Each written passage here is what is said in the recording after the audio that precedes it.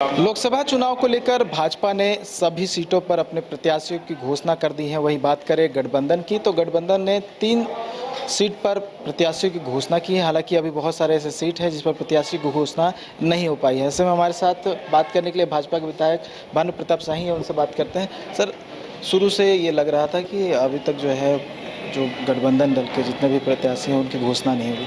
3 प्रत्याशियों की घोषणा हो चुकी है, अभी भी 11 सीट में घोषणा होनी बाकी है। तालमेल की कमी अभी भी दिखाई दे रही है क्या? केवल तालमेल का कमी नहीं है, इन लोगों में आपस में अंदर में सिर फुटौल है। झामुमो, कांग्रेस, राष्ट्रीय जनता दल, ये स्वार्थी लोगों का गठबंधन। जब स्वार्थ सिद्धि नहीं होगी तो ऐसे ही सिर फुटौल ये लोग करेंगे। हम लोगों ने इतने पहले अपने सारे उम्मीदवारों को तय कर दिया, बाकी बचे हुए उम्मीदवारों को भी तय कर दिया। अपने गठबंधन के एक सीट को भी हम लोगों ने छोड़ दिया। और आज तक अभी तक जो हमारे सामने हमारे प्रबल विरोधी लोग हैं, जो इंडिया गठबंधन बना करके चल रहे हैं, अभी तक सीट शेयरिंग भी इन लोगों ने नहीं किया है। एक सीट पर दो पार्टी के लोग चुनाव लड़ने की स्थिति में। जेएमएम के प्रवक्ता बोलते हैं कि भाई हम सीट छोड़ेंगे तभी जब सीट जीतने की कोई गारंटी ले। तो इन सब बातों से तो ये बात पता चल रहा है कि आपस में इन लोगों का जो समन्वय है वो तार तार हो चुका है। इसके पीछे मुझे जो राजनीतिक कारण दिखता है वो यह है कि भारतीय जनता पार्टी और मोदी जी के इस तूफान में सामने लड़ने वाला प्रत्याशी इनको नहीं मिल पा रहा है। पहली चीज ये है। दूसरी चीज ये भी है कि कांग्रेस पार्टी में मोल तोल वाली पार्टी है। कौन कितना देगा, कितना में कौन सा सीट हम लोग बेचें, ये तो सीट बेचने वाले लोग हैं। राजद सीट बेचने वाली पार्टी है, झामुमो सीट बेचने वाली पार्टी है। ये लोकसभा में सीट बेचेंगे और इस पैसा से विधानसभा का चुनाव लड़ेंगे, ये इनकी कार्यपद्धति रही है। तो सामने ये लोग मुझे दिखाई नहीं दे रहे हैं। हम लोगों का लक्ष्य अटल है, 14 का 14 सीट एनडीए अलायंस की जीत हो, इसके लिए हमारे एक कार्यकर्ता लगे हुए हैं।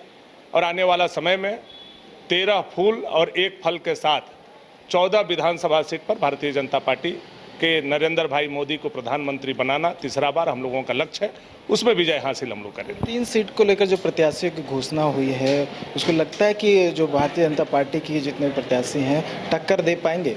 खूंटी लोहर कितने दमदार प्रत्याशी हैं इनके पास? तो बीजेपी के रहे हैं जो अभी गए हैं। देखिए कितने दमदार प्रत्याशी हैं। सुखदेव भगत जी खुद चुनाव विधानसभा का हार गए हैं, लोहरदगा से प्रत्याशी हैं। जयप्रकाश भाई पटेल जी हारते हारते भाजपा में नहीं होते तो वो भी हार चुके होते, वो उनके हजारीबाग से प्रत्याशी हैं। तो इनके पास कोई दमदार प्रत्याशी नहीं है, इसी के डर से ये लोग भयभीत हैं और अभी तक उम्मीदवारों की घोषणा नहीं कर पा रहे। हकीकत बात यही है। दूसरा, कांग्रेस में जो मोल तोल है वो आप लोग से किसी से छुपा हुआ नहीं है। कौन कितना पैसा देगा तो कौन सीट लेगा, तो अब ये आपस में बार्गेनिंग इन लोगों का चल रहा है। दिल्ली में अभी जो यहाँ के प्रदेश अध्यक्ष हैं, विधायक दल के जो नेता हैं, वो अभी भी जमे हुए दिल्ली में। हाँ, बहुत जगह से माल उठा लिए होंगे ये लोग, बहुत उम्मीदवारों से पैसा ले लिए होंगे। अब एडजस्ट करने के लिए ये लोग दिल्ली में बैठे हुए हैं।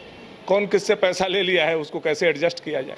आपके एक जो पूर्व विधायक रह चुके हैं कुणाल सारंगी, उनकी जेएमएम में शामिल होने की बात चल रही है, आप लोग कोई जानकारी है? जब तक चीज़ें स्पष्ट नहीं हो जाती हैं, किसी भी चीज़ पर अस्पष्ट रूप से जब बातें सामने आई हैं तो उस पर टिप्पणी करना उचित नहीं है। रांची लोकसभा को लेकर अभी तक जो है कि जो पुराने आप लोग के सांसद रहे राम टहल चौधरी, उनका नाम आया। उसके बाद जो पहले से कांग्रेस के सांसद रह चुके हैं उनका नाम सामने आ रहा है। क्या लग रहा है, क्या होना चाहिए? कौन से प्रतिद्वंदी जो है देखने को मिलेगा, या फिर अभी भी लगता है कि और लंबा ये सिलसिला चलेगा? देखिए, राम के सामने कोई भी रावण आ जाए, चाहे वो 2 सिर वाला है, 1 सिर वाला है या 10 सिर वाला है, हारना तो उसको है। तो अब ये तय करें ये लोग कि कितने सिर वाले रावण को उतारने वाले हैं ये लोग।